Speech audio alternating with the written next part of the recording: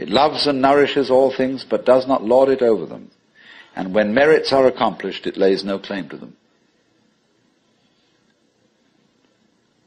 The more, therefore, you relinquish power, trust others,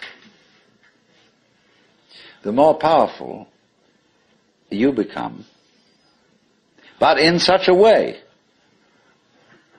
that instead of having to lie awake nights controlling everything, you do it beautifully by trusting the job to everyone else. And they carry it on for you. So you can go to sleep at night and trust your nervous system to wake you up in the morning. You can even tell it, I want to wake up at 6 o'clock, and it'll wake you up just like an alarm clock.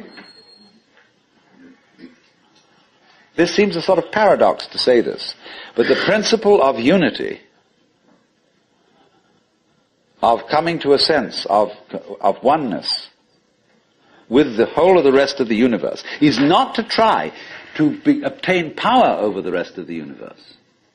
That will only disturb it and antagonize it and make it seem less one with you than ever. The way to become one with the universe is to trust it as another, as you would another, and say, let's see what you're going to do. But in doing that, you see, in saying that to everything else that you have been taught to think is not you, you are also saying it to yourself.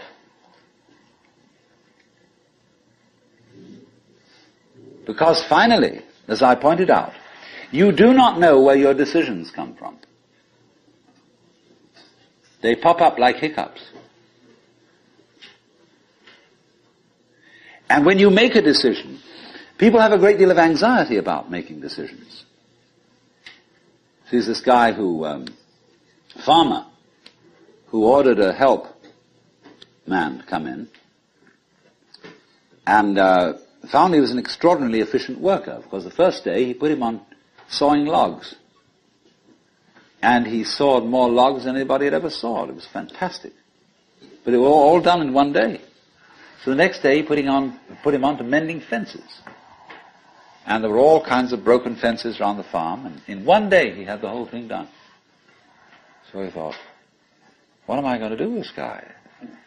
So he took him down into a basement and said, look, here are all the potatoes that have come in from this harvest. And I want you to sort them into 3 groups. Those that we sell, those that we use for seeding, and those that we throw away. So he left him at that. At the end of the day, the laborer came back and said, well, that's enough, mister. I quit. Oh, he said, you can't quit. I've never had such an excellent worker. I'll raise your salary. I'll do anything to keep you around here. I said, no. It's all right mending fences and chopping wood, but this potato business is decision after decision after decision after decision.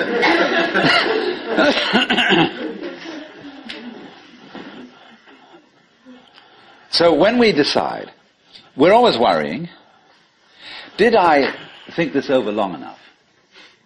Did I take enough data into consideration? And if you think it through, you find you never could take enough data into consideration. The data for a decision in any given situation is infinite. So what you do is, you go through the motions of thinking out what you will do about this. And then when the time comes to act, you make a snap judgment.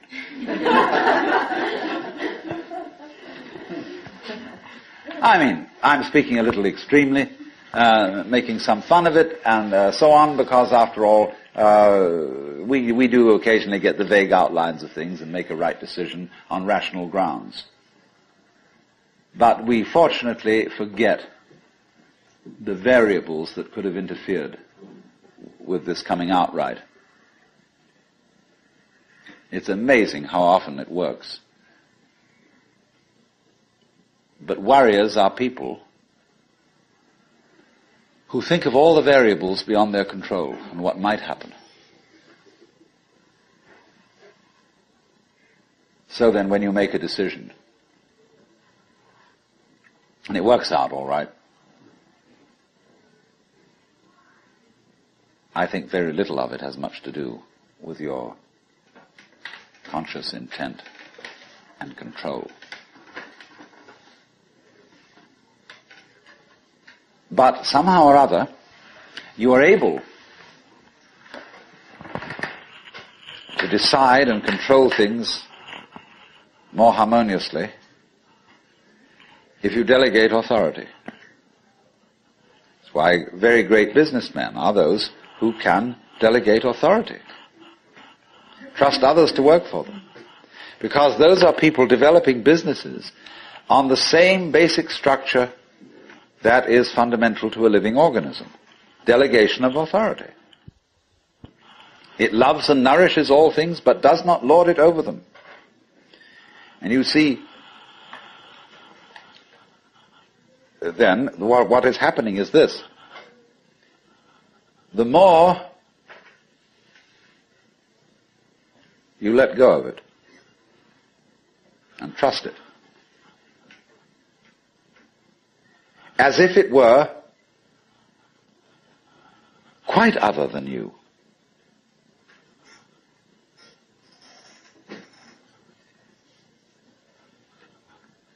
the more you realize the inseparable identity of self and other.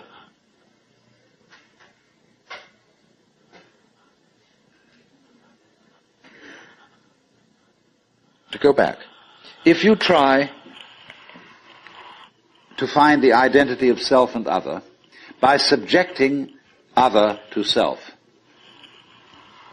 no go.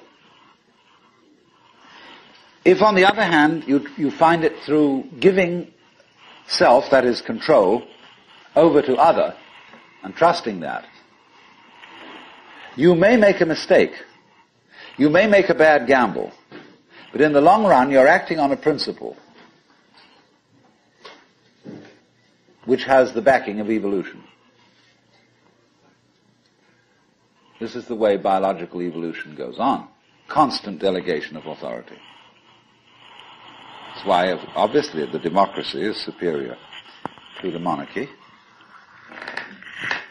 It was de Tocqueville who said that democracy is always right, but for the wrong reasons. Because there is operating in a democracy the principle that Buckminster Fuller calls synergy. And synergy is the intelligence of a highly complex system, the nature of which is always unknown to the individual members. Because that goes back again to this point, that we're always entering a new environment. We don't ever know fully what the new environment is, because the only environments we know are the past ones. There is always then operating in the development of cellular life on any level a new way of organization, higher than any existing form, and we are not aware of it until after it's happened. If you ever saw, for example, the film Kon-Tiki, this man figured out a few things as to how to make a balsa wood raft to sail from South America to the Pacific Islands. But once he had set this in motion, he discovered that all sorts of unexpected factors cooperated with him. That when the wood got wet, it expanded so that the ties bit into it and held it completely secure. He had never expected that. And he found that as he sailed along, a flying fish would simply alight flat on the deck every morning for breakfast. That all kinds of natural factors, it was just, he had touched a key where he was flowing with the course of nature, and everything cooperated with him. Because he had touched the key. He had made the act of faith. And he was just picking up, in other words, a practice which had been hundreds and hundreds of years ago, had been followed by others who had worked it out by their great ecological awareness.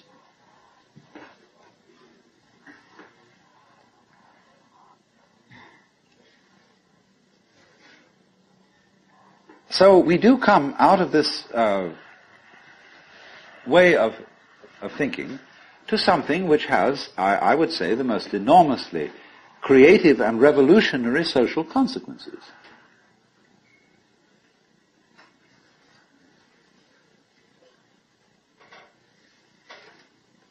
That it has become not virtuous, not self-sacrificing, not anything like that. It has become the hardest practical politics to let go control to others, to give up trying to dominate the scene.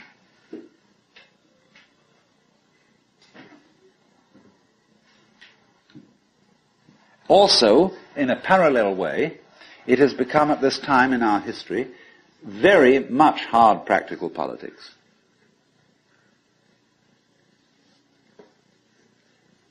To learn how to enjoy ourselves.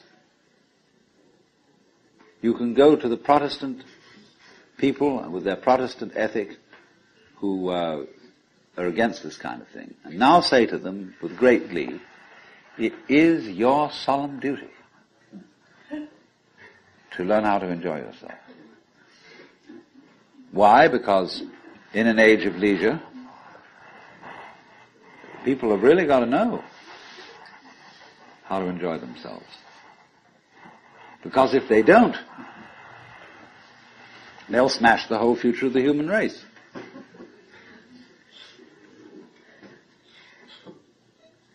So a utopia has become not some sort of a dream, but an urgent necessity. We can't do without it. Because if we try to do without it, what's going to happen is that we are going to terminate our race in a mutual massacre of scapegoats.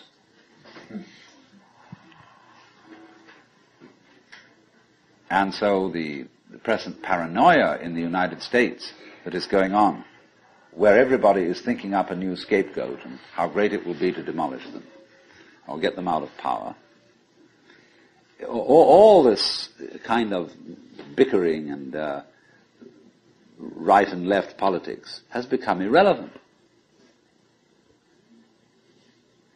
Because we now have the opportunity of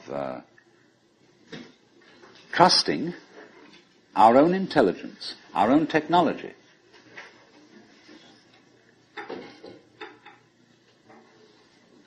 To take the risk of doing what we want, which will work to the extent that we realize that what I want, basically, what I really want is what you want. And I don't know what you want. It surprised me.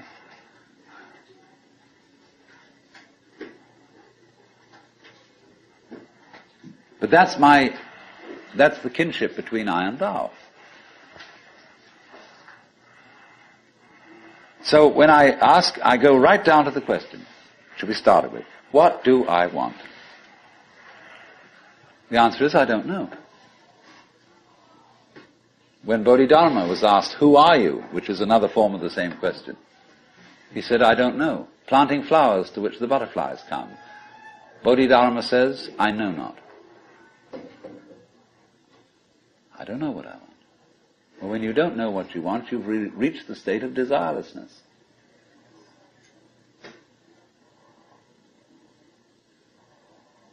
When you really don't know.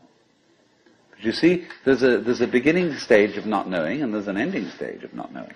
In the beginning stage, you don't know what you want because you haven't thought about it, or you've only thought superficially.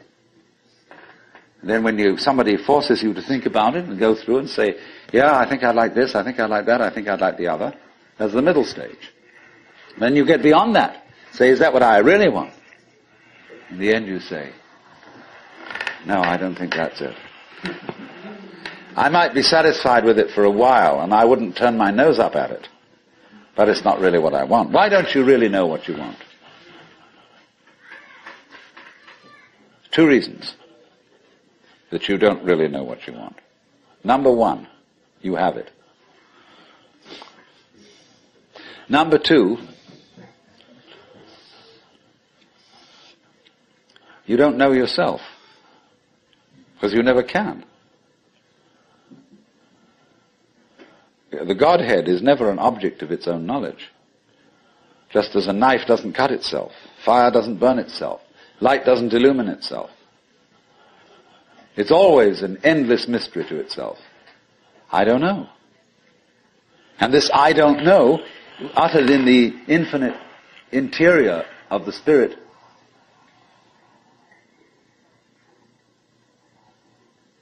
this I don't know is the same thing as I love, I let go, I don't try to force or control. It's the same thing as humility.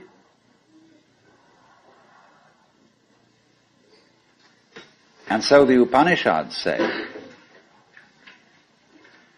if you think that you understand Brahman, you do not understand.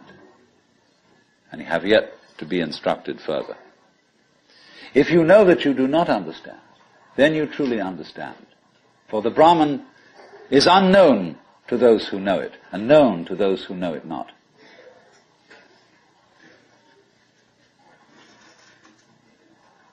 And the principle is that any time you, as it were, voluntarily let up control, in other words, cease to cling to yourself, you have an access of power. Because you're wasting energy all the time in self-defense,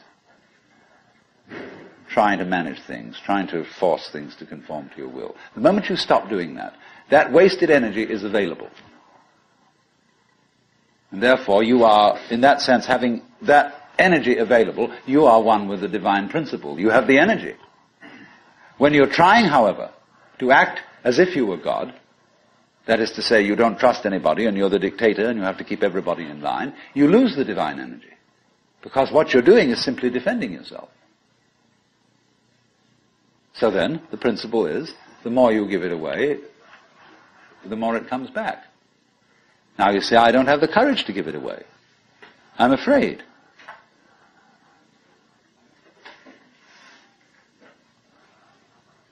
And you can only overcome that by realizing you better give it away because there's no way of holding on to it. The meaning of the fact, you see, that everything is dissolving constantly, that we're all falling apart, we're all in a process of constant death, and that the world we hope men set their hearts upon turns ashes, or it prospers, and like snow upon the desert's dusty face, lighting a little hour or two is gone. You know, all that Omar Khayyam jazz. You know, the cloud-capped towers, the gorgeous palaces, the great globe itself, I, all which it inherits shall dissolve, and like this insubstantial pageant faded, leave not a rack behind. All falling apart. Everything is. That's the great assistance to you. See, that fact that everything is in decay is your helper. That is allowing you that you don't have to let go because there's nothing to hold on to. It's achieved for you, in other words, by the process of nature. So once you see that you just don't have a prayer, and it's all washed up, and that you will vanish and leave not a rack behind, and you really get with that, suddenly you find you have the power. This enormous access of energy. But it's not power that came to you because you grabbed it. It came in entirely the opposite way. And power that comes to you in that opposite way is power with which you can be trusted. Of course, what we've been talking about is not so much a set of ideas as an experience, or shall we say experiencing. And this kind of seminar, in comparison with encounter groups or workshops of various kinds, or experiments in sensory awareness, is now being called a conceptual seminar. Although I'm not talking about concepts.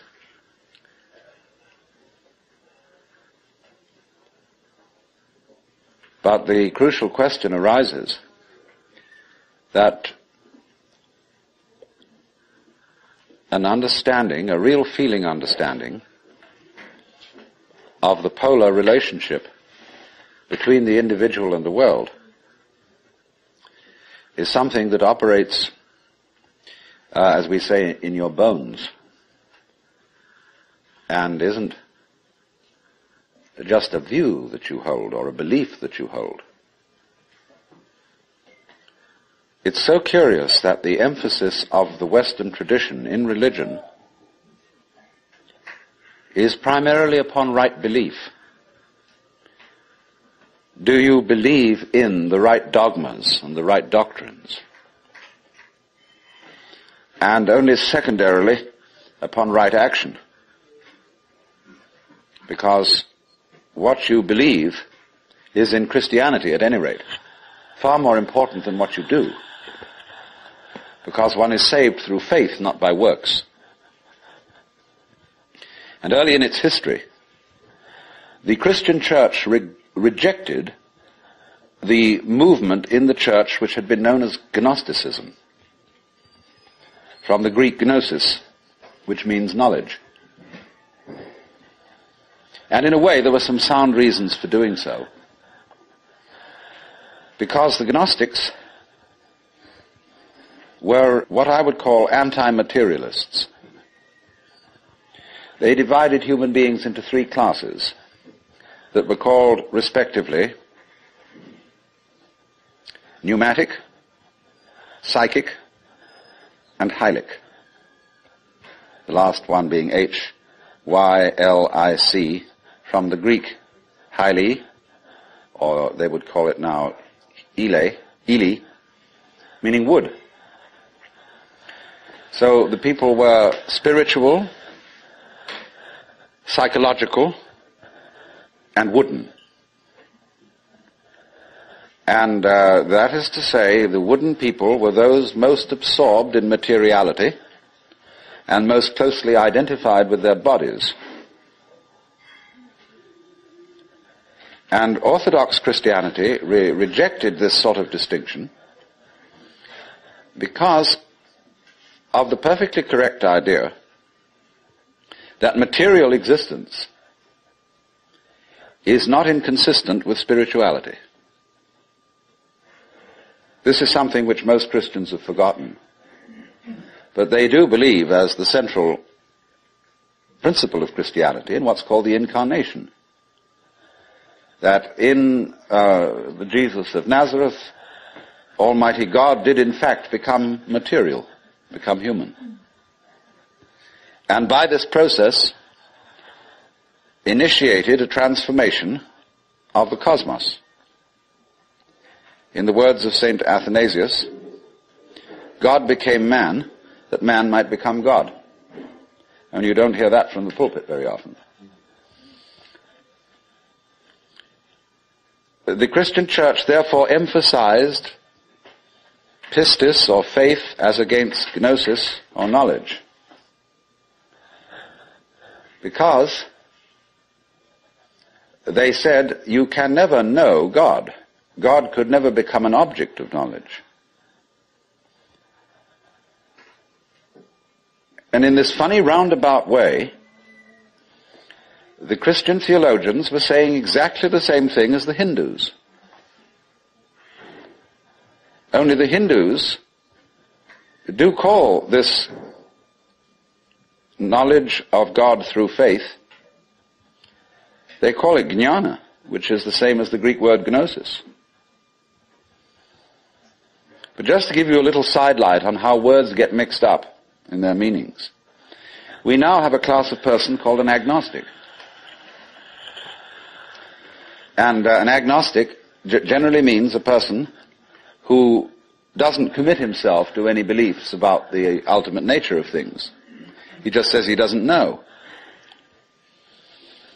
But the original word, agnosia in Greek, meant a special kind of knowledge. It was called the dark knowledge of God. The knowledge of God in the cloud of unknowing, to use the title of a mystical treatise written by an anonymous 14th century English monk. This monk derived his ideas from a very mysterious figure who wrote under the name of Dionysius the Areopagite. Dionysius was a 5th or 6th century Syrian monk who had learned his mysticism from Porphyry, who got it from Plotinus, who was a Neoplatonist, and who probably got a great deal of stimulation from the intellectual world of Alexandria. And Alexandria, in the early years of the Christian era, was a tremendous exchange place between East and West. Buddhist monks visited Alexandria. It was one of the great centers of trade between Rome and India. And as you may know, all Rome's gold eventually went to India for the purchase of pepper. And as a result of this, the Roman economy collapsed. They bought too much luxury from India. India, in exchange, got Roman architecture. And you'll see a lot of Roman architecture in Indian temples. But Alexandria was the great center for the Gnostics and for Christian theology. And some of the greatest theologians, Clement, Origen, Athanasius, St. Cyril, all worked out of Alexandria. Well, now going back to this strange monk, Dionysius, it was he who first put around the idea in Christian circles that there was such a thing of the knowledge as the knowledge of God by faith, by agnosia, really, by unknowing. And he, in a book which he wrote, a very short book called the Theologia Mystica, he wrote a treatise on the higher knowledge of God, which might be quoted directly from the Upanishads in certain parts of it. The last section of it reads like the Mandukya Upanishad, because it's a series of negations. It says what God is not. And he goes very far, because he says that God is not one. He says our idea of unity falls far short of what God is. So does our idea of Trinity. So does our idea of spirit, our idea of mind, of justice, of love. All these things are not really God. And he says in another place, if anybody, having seen God, understood what he had seen, what he would have seen would not have been God, but some creature of God, less than God, some sort of angel or something like that.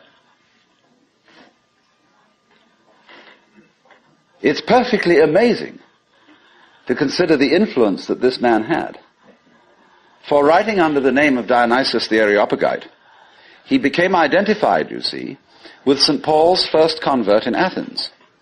And legend has it that he was the first bishop of Athens and was martyred in Gaul, where he's known as St. Denis. But St. Thomas Aquinas looked upon the writings of Dionysius the Areopagite as having the highest authority. And you could, if all the texts of Dionysius' work had been lost, you could restore most of it from quotations in St. Thomas. He wrote really two very important books. One was the one I said, the Theologia Mystica. The other was called the Divine Names. And these two books presented the two phases of his theology. The book called the Divine Names was a discussion on the nature of God in terms of what God is like, by analogy. And this kind of knowledge of God he called kataphatic, from the Greek theme, to speak or say, kata, meaning to say according to, that is to say, to speak by analogy. Where he used, though, entirely negative language about God, this sort of discourse was called apophatic. and the word apo meaning away from, to talk away from. Just as a sculptor, when he makes an image, reveals the image by removing stone. And so Dionysius explained that one attains the knowledge of God by discarding concepts, which is exactly what the Hindus mean when they say, of God one can only say neti, neti, not this, not this, not any conception. So thus in Hindu philosophy, the highest state of consciousness in samadhi is called nirvikalpa samadhi, which means literally non-conceptual. Vikalpa means a concept. Nir is a negation. So the non-conceptual knowledge. Now, people have greatly misunderstood this. They have imagined that unknowing the state of the highest contemplation was the acquisition of a blank mind, from which you first discarded thought, you went on to discard perception, you went on to discard any kind of sensory content in awareness, until you were, so far as anyone could say, aware of nothing. And they supposed that this kind of catatonic state was mystical consciousness. This is often believed in India. If you go to the Vedanta Society and ask, what do you mean by nirvikalpa samadhi, they will tell you that the one in that state has no consciousness whatsoever of the sensory world. That he is completely absorbed, as you sometimes see Hindu holy men sitting in a state where they are blind and deaf to everything going on around them. The founder of Chinese Zen, known as Huineng, described people like that as no better than pieces of rock and lumps of wood. He said it's a very serious mistake indeed to confuse sunyata, the Sanskrit word for the great void, which is both the ultimate reality and the consciousness thereof. He said it's a great mistake to confuse it with nothingness. It is rather to be thought of as space, or like space, because space is not empty. It contains the whole universe.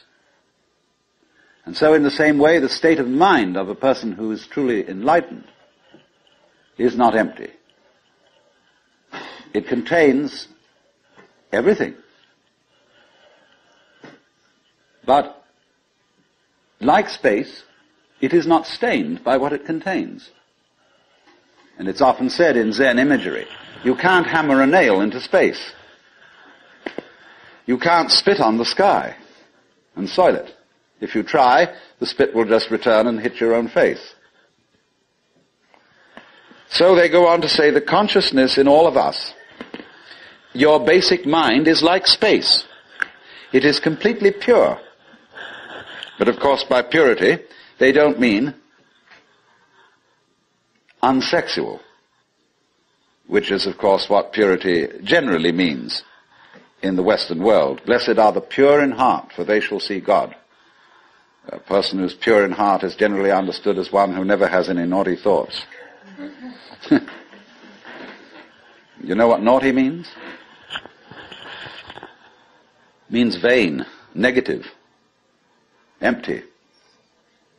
A naughty person, therefore, is one who doesn't amount to anything, who's just nothing. That's the real meaning. But this misunderstanding of the nature of contemplation existed not only in India, from which it was transmitted to China, but also in the West. You read many treatises on Western mysticism, and there's still the feeling that getting into a deep, deep trance, sometimes called rapture, again, the word rapture has undergone some transformations. We talk about rapture as people being beside themselves with pleasure. But to be rapt means to be taken away from the body. So also ecstasy, we now interpret as meaning in a state of high pleasure. But it means to be outside yourself, to stand outside yourself. Your soul has left you, it is with God. As Arabs say of all crazy people, be kind to them. They're not here, their soul is with God. But actually, if it can be true, as Buddhists say, that nirvana and samsara are one, and if it can be true, as Christians say, that the spirit can be made flesh, the word can be made flesh, then obviously the highest form of man is not sitting in a trance like a lump on a log, with a perfectly blank mind. Because if that were the highest state of consciousness, it would be an exclusive state of mind. A state of mind that shuts out life. And in that sense it could not qualify for being what the Hindus call non-dualistic. They always speak of the highest reality as being not one, because one excludes many. Not nothing, because nothing excludes something. Not being, because being excludes non-being, and vice versa. And so they use this word non-dual to mean that which doesn't exclude anything, which, as it were, has no outside. As we say, space has no outside. You can only have outsides inside space. You can't have any outsides outside space. There is no outside space, even though space may be curved and finite.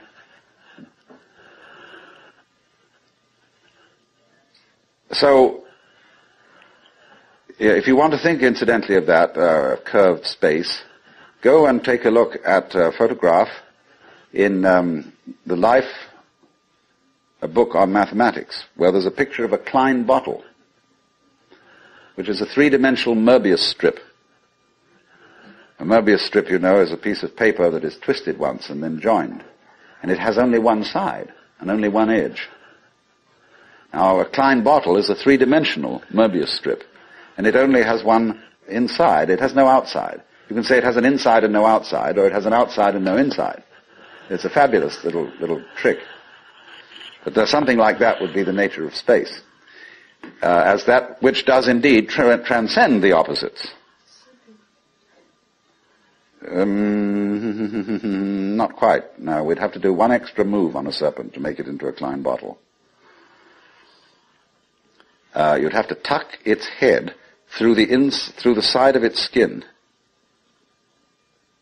and make the aperture through the mouth continuous with the inside of the serpent towards the tail, you see. That's more or less what a Klein bottle is. So, what I'm getting to, I'm giving you something out of the general history of religions to show that what has been meant by the mystical state, the state of samadhi or awakening in certain traditions, is not this state of trance, but a state of consciousness in which you can perfectly well carry on your daily affairs. And of course, what is meant by a bodhisattva as the ideal type of Buddhist person is that he is not rapt, that he is actively engaged in the life of the world, because he has gone beyond the illusion that nirvana is to be found away from everyday life. So, what is then the point of meditation? Why meditate? Why do you have to crawl off into a hole, or go to a Zen monastery, or retire and be quiet, when this is only a withdrawal? Is there anything to be said for it? Well, meditation is, in that sense, as a practice, as a discipline, is a very curious problem. Because from one point of view it's a help, and from another point of view a hindrance. And I think we have to understand, first of all, that meditation exercises are medicinal rather than dietary. The same could be said of LSD. A medicine, not a diet. Something that is described in Zen as when you want to open a door, or summon someone to open the door for you, you pick up a brick and you knock on the door, but you don't carry the brick into the house. When you need a raft for crossing a stream, you cross the stream on the raft, but you leave the raft on the bank at the other side. You don't go carrying it around. But a lot of people, when they get into meditation, or they get into religion, or into any kind of exploration of this sort, turn the door into a revolving door and keep on going round and round and round and never get through. They say, what a gas it is to be in this revolving door. So I think a good definition of a parasite is the person who goes through a revolving door on someone else's push.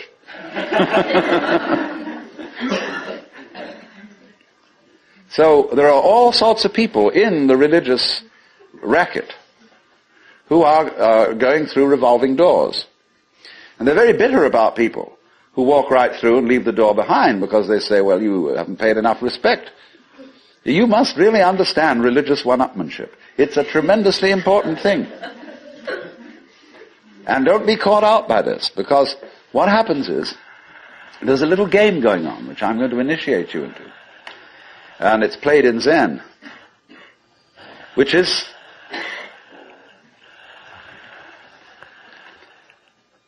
it works like this. If you go to a teacher and ask for spiritual instruction, or even if you come to a seminar like this, you are, by doing that, confusing yourself. Because you are looking for what you're asking for outside, as if someone else could give it to you, as if you didn't have it. So the teacher knows that as long as you do that, you haven't understood. But he doesn't just tell you to go away. Or he may sometimes just say, go away, I'm too busy. And in any case, I can't tell you anything. Well, people won't take that for an answer. They won't take no for an answer.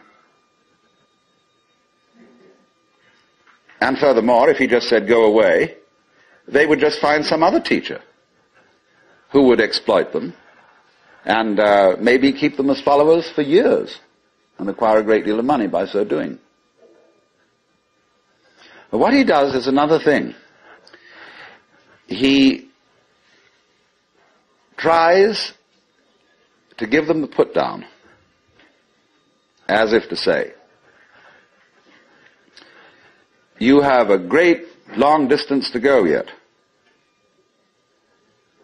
Your attainment is not at all perfect. And they're always talking about other sects and other schools and saying, well, they haven't really got the point, you see? So that you keep losing faith in yourself and feeling, my goodness, I haven't yet attained this thing. And that keeps you working. But all the time, you're being talked out. It's like someone who's a pickpocket and he's stolen your own watch and is selling it to you.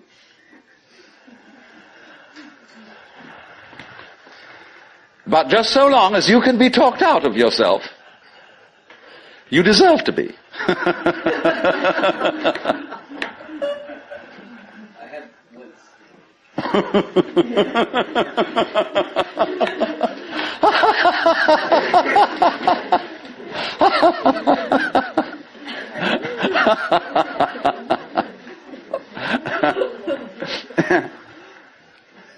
Now, you become very aware of this.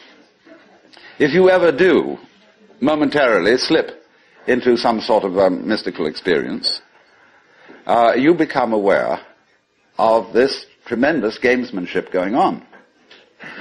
And you see it as sort of continuous with all sorts of cosmic games that are going on, of creatures eating other creatures up, and the creatures that get eaten, of course, transform themselves into the creatures that eat them, and then in turn eat other creatures. And you see the whole hide-and-seek game going on, and then you realize very clearly that the state of development that you are in now is no better and no worse than anybody else's state. Because it's like space again. Which planet is in, or which star is in the best position? Well, it's all equal. They're all in the middle. Any one can be considered as the center one. Any point on a sphere is the center of the surface of the sphere. So, in the same way, everybody, in all his behavior, whatever he's doing, whether we call him from a certain point of view sick, or whether we call him healthy, whether we call him good or bad, neurotic, normal, psychotic, sane, all the manifestations are just like the leaves on the trees. And in each being in a unique way is, as Christians would say, manifesting the will of God. So, there really, from that point of view, you see, there is nothing to do to attain Buddhahood. Nothing at all. But you see, that's very difficult to understand, because a lot of people, when they hear that there's nothing to do, try to do nothing. And you can't. Because you are karma, and karma means action. You can't do nothing. But the thing you're looking for, or think you're looking for, is what you're doing. Is what's called you. Only, of course, as we all know, we've got ourselves into the idea that oneself is so difficult to see. Because it's like, as I've often said, trying to bite your own teeth or look into your own eyes, and you can't find it. It's always behind. It's like your head is, from the optical point of view, a blank space. Neither light nor dark. It's right in the middle of everything. And so, one of the great tricks of gurus is to set people looking for their heads. There's a famous story of a king in India in ancient times called Yajnadatta. And one morning he woke up and reached out for his mirror and brought it over. No head. He was looking in the wrong side of the mirror. And he was kind of bleary-eyed and had a hangover. So he summoned servants and said, "Ye gods, I've lost my head. Find it." And they said, "But Your Majesty, it's there on your shoulders." He said, "It is not. I can't see it in the mirror. Nobody can show me my head." So they were rushing all over the place, looking for the head. Now the trick to that is, of course, that you are perfectly well aware of your head, only not in a form in which you expect to be aware of it. You expect to be aware of your own head in the same way as you're aware of other people's heads. But that wouldn't be true of you, because you've got an inside view on your head. You have an outside view on other people's heads, because, of course, you're taking an inside point of view. But the way in which you are aware of your head is in terms of what you are seeing and hearing. Because all sights and all sounds are what the nerves inside your head are doing. That's how to be aware of one's head. You are aware, therefore, of yourself, the mysterious self that you have, in terms of experience. Because there isn't really any difference. But that always escapes people, you see. So perpetually, so long as you don't understand that, you can be talked into going on to all kinds of weird excursions. And just so long as you believe it, you're a sucker. You're hooked. And it takes a tremendous inner confidence and nerve finally to say, hey, don't pull that stunt on me anymore. I see through your game. And because gurus are very clever at putting you down, but they're just trying to see how strong you are, testing you out, see if they can hoodwink you. So long as they can, you see, they're going to go on doing it, because they're going to get you to the point where they can't do it to you anymore. Then they'll graduate. And so, one of Rinzai's students, after he saw through it, said, well, there wasn't much in Rinzai's Buddhism after all.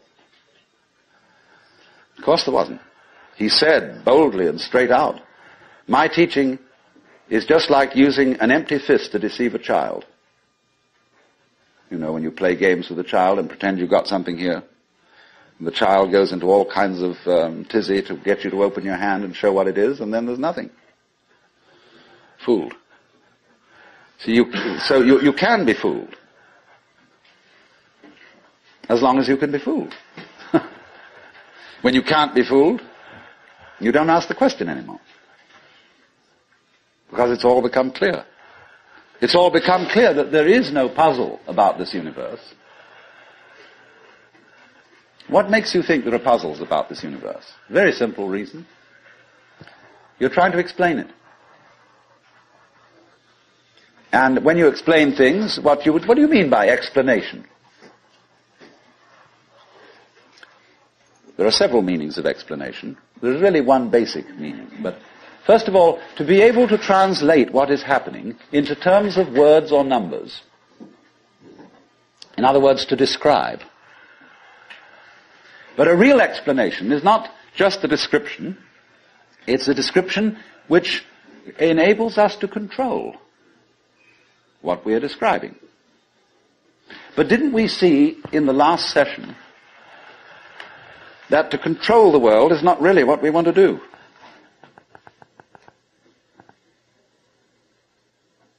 So that if all explanations have as their function enabling us to control things, then maybe an explanation isn't what we wanted. And furthermore, you can very simply see that what makes things complicated is explaining them. When somebody explains to you how a flower works, and he's a great botanist, and analyzes all the innards of a flower, and shows the channels, the fibers, the processes of reproduction, and so on that go on in it, everybody stands fascinated. Say, how complicated that is. How clever God must have been to create that flower, to have all that complexity going. It isn't complicated at all. It's only complicated when you start thinking about it. Because the vehicle of words is a very clumsy one. And when you try to talk about the processes of nature, what is complicated is not the processes of nature, but trying to put them into words. That's as complicated as trying to drink up the ocean with a fork. It takes forever. And so this intense complexity that we see in everything is created by our attempt to analyze it all. And so what we do is, you see, when we analyze, we use our eyes and ears as scalpels. And we dissect everything. And we have to put a label on every piece we chop off. And so we scalpelize, and we get it right down to atoms, getting finer and finer, and we suddenly thought, well, we've got to the end of it, because the word atom means what is not cuttable. Atomos. But then we found we could cut the atom. And lo and behold, big fleas had little fleas upon their backs to bite them. And it goes on forever. There is no end to the minuteness which you can unveil through physical investigation. For the simple reason that the investigation itself is what is chopping things into pieces. And the sharper you can sharpen your knife, the finer you can cut it. And the knife of the intellect is very sharp indeed. And the sophisticated instruments that we can now make, well, there's probably no limit to it. But in a way, all that is vain knowledge. In a way. Because you see, what it does is, it gives you the illusion that you've solved your problems. When you have controlled certain things, and you have solved certain problems, practical problems, you say, fine, more of that please. Let's go on solving problems. And then you do. And you create a world of people, as we are today, far more comfortable than people who lived in the 19th century. Just remember the troubles of going to a dentist when you were children, or some of you when you were children, of medicine, of badly heated homes, of all sorts of things that we don't put up with anymore. But the problem is we keep running into this thing that all constant stimulations of consciousness become unconscious. And when we take it as a matter of course to have certain comforts, then we switch the level on which we worry. When you solve a whole set of problems, people find new ones to worry about. And after a while, you begin to get that haven't we been here before feeling. Aren't we just going round on a cycle and doing the same old thing over and over and over again because we don't realize that we're chasing our own tails?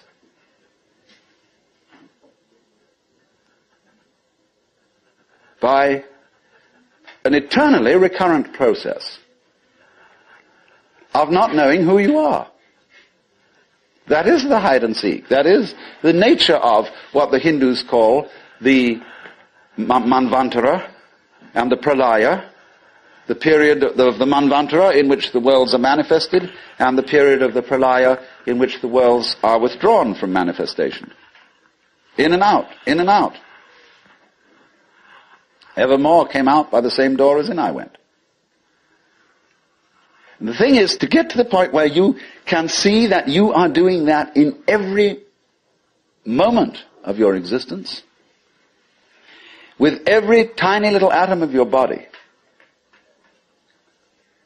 you now, at this minute, you see, are the whole system of inning and outing. In other words, you often think perhaps, maybe a long, long time ahead, I shall reach the point where I wake up from manifestation and overcome the world illusion and discover that I am the supreme reality behind all this diversification. My friends, there is no diversification.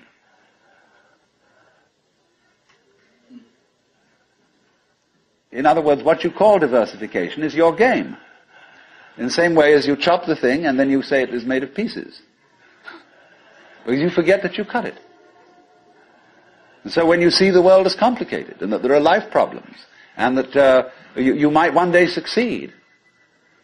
See, hundreds and hundreds of people are running like mad after something that they call that is success, and they have no idea what it is. So in exactly the same way, the guru is keeping you running and running after spiritual attainment. You don't know what you want. This is where Krishnamurti is so clever. Because he says, if you ask me for enlightenment, how can you ask me for enlightenment? If you don't know what it is, how do you know you want it? Is it any concept you have of it will be simply a way of trying to perpetuate the situation you're already in. If you think you know what you're going out for, all you're doing is you're seeking the past. What you already know, what you've already experienced. Therefore, that's not it, is it? Because you say you're looking for something quite new. But what do you mean new? What's your conception of something new? Well, you figure I can only think about it in terms of something old. Something I once had. So he doesn't say anything. He doesn't indicate anything positively. Everybody says, why are you so negative? Why don't you give us something to hang on to? Well, the simple answer is it would be spurious. You don't need anything to hang on to. You're it. You don't need a religion. But then you say, well, what is all this religious stuff about then? Why don't we just forget it? You can try. By all means. Just go away. Don't go to gurus. Don't go to church. Don't enter philosophical discussions. Forget it. But then you'll realize that by having consented to forget it, you're still seeking. What a trap. What can you do? You see? If you stay here and listen to me or to anyone else who comes around here, you're fooling yourself. But if you go away, you're fooling yourself too. Because you still think that's going to improve your situation. It won't. And therefore, when you discover that it doesn't, you'll think, well, maybe it was a mistake to go away, and you come back to the guru. And he looks at you and says, you are very undisciplined, very inferior student. And you need to apply yourself. Well, as I explained what he's doing. But it comes down in a way to a sort of contest with the guru. You see? Will you call his bluff? You're afraid to. Because you might discover that if you do call his bluff, he's no better than you are. Well, that's what you're supposed to find out. But without being cynical about it. He's as divine as you are. But you've got to call the bluff. There's going to be a showdown. And it's a double bind. The whole situation's a double bind. Because it doesn't do any good to stay here, and it doesn't do you any good to go away. Either to do something about it or to do nothing about it. Now then, there's something else. When you understand that, and when you realize that there's nothing to realize, because it's all here, then what are you going to do? Well, of course, this is the sense of the Zen poem. Supernatural activity and marvelous power. Drawing water, carrying fuel. You know? Do whatever one does as a human being. But there's a little element of Philistinism in that. It's like when a child is pestering father or mother with all sorts of questions. They finally get down to the deepest metaphysical problems. They say, oh, shut up and eat your donut. And I wouldn't say that, you see, at this point.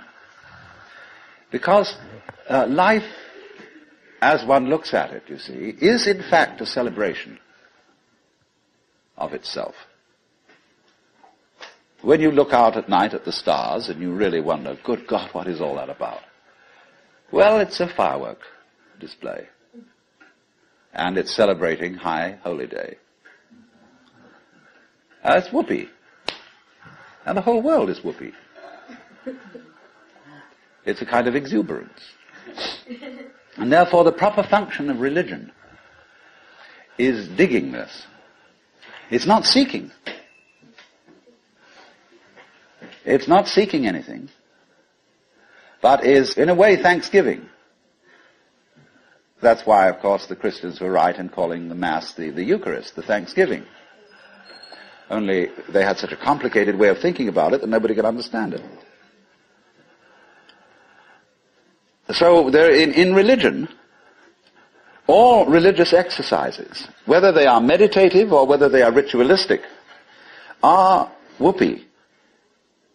They are not something you do in order to attain anything.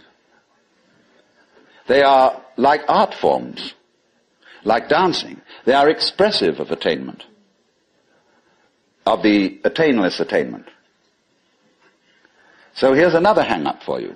When you go to Mr. Suzuki, who runs the Zen Center, he's a good disciple of Dogen, who brought Zen, a certain school of Zen to Japan in the 13th century.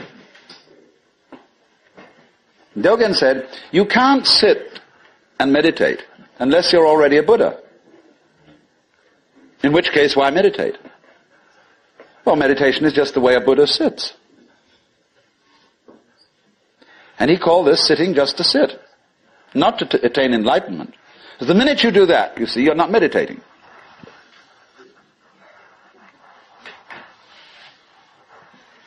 So you only become a good meditator if you're not looking for anything.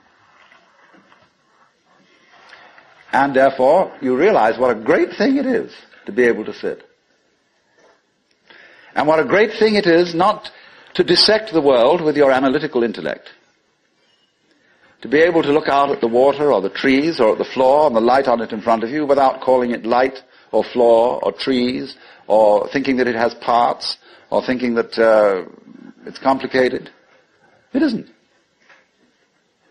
So when you can sit without thinking, not with an empty mind, mind you, I'm going back to that point, not with an empty mind, but just a non-analytic mind, a non-probing mind, where you're not creating problems all the time by trying to control it, by trying to control your mind, by trying to control your experience, what you see and hear. You then just simply discover that there is no way of controlling what you're experiencing, because what you're experiencing is you. And to try and really fundamentally control that is just going around in a circle. So, if I would say to you now, what you have to learn is to let it happen, that's wrong too. There's no one to let it happen. If I say to you, accept your experience, be calm and open to things, that again perpetuates the illusion that you're something different from it. And so we go round and round.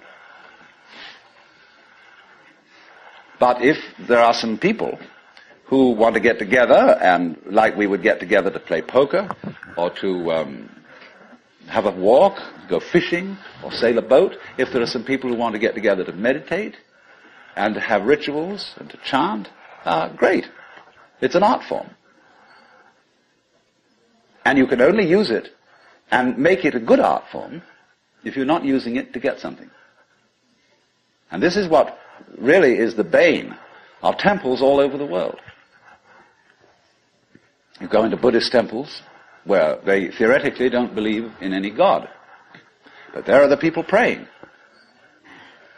And they're all doing it in order that we get a male child next time around, or that the horse recover from a disease, or that mama gets cured of the dropsy.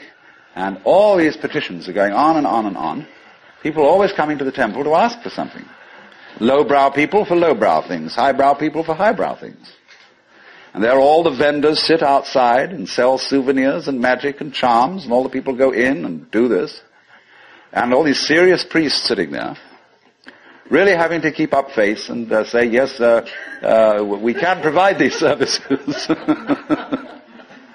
On the other hand, if you go in to one of these temples, along with all the faithful followers, and have a ball, buy a bead, buy a candle, buy a this, buy that, buy some incense, go in, and dig this great thing going on, salute the Buddhas, or the altars, or the crucifixes, or what you will. But don't take it seriously. And this is one of the great important transformations of today in our consciousness, is that a great many people are finding out that religion is not supposed to be taken seriously.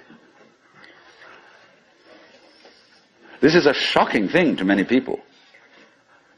There used to be an old saying that a religion is dead when the priests laugh across the altars. That's true in one sense. when the priests know that they've got a racket going, and they don't believe one word of it, and they're laughing across the altar because of all these suckers around doing it, then it's true. The religion is dead. But when the priests laugh at the altars, because they're having such fun, because this whole scene is so beautiful, well, it's the difference between some stuffy old Buddhist priest humming a sutra and Allen Ginsberg chanting a sutra. That's a thing to hear. Because it's people going, they go on for interminably. It's a bore. They're sick of it. But they get paid for it. This is magical. But when Allen Ginsberg chants a sutra, everybody gets in a circle and he gets these little bells, and they get going. It's just like a jam session, where everybody is absolutely delighted. Well, that's the way to do it. And if you can't do it that way, forget it.